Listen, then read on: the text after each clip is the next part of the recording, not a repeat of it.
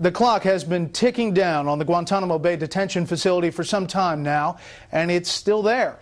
And the administration seems less optimistic than ever about shutting it down for good. National correspondent Catherine Herridge explains.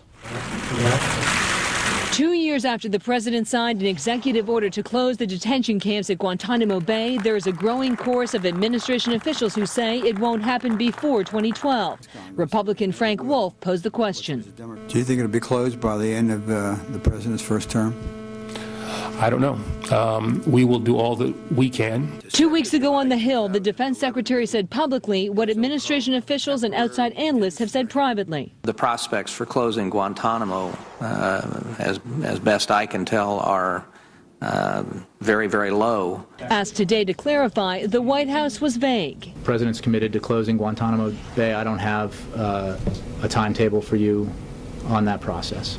Based on his daily intelligence briefing, the Attorney General reinforced the administration's position that the camps are a lightning rod for jihadists. The existence of Guantanamo is something that al-Qaeda uses in its recruiting efforts. It is simply a fact. But congressional Republicans said history tells another story. First bombing of the World Trade Center took place before Guantanamo Bay was there. The CIA director recently told Congress that Osama bin Laden and his number 2, Ayman al-Zawahiri, would likely go to military custody if caught. We would probably move them quickly into military jurisdiction at Bagram for questioning, and then eventually move them probably to Guantanamo.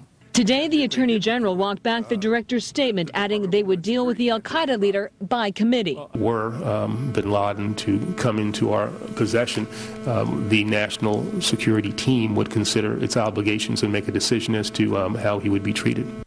In previous budgets, the Justice Department has sought funding to prosecute detainees in U.S. courts and to buy prison space for them. Significantly, that was not the case today. And while the administration blames Congress for the delay in closing Gitmo, it was a democratically controlled Congress in December that blocked the funding to do just that. In Washington, Catherine Herridge, Fox News.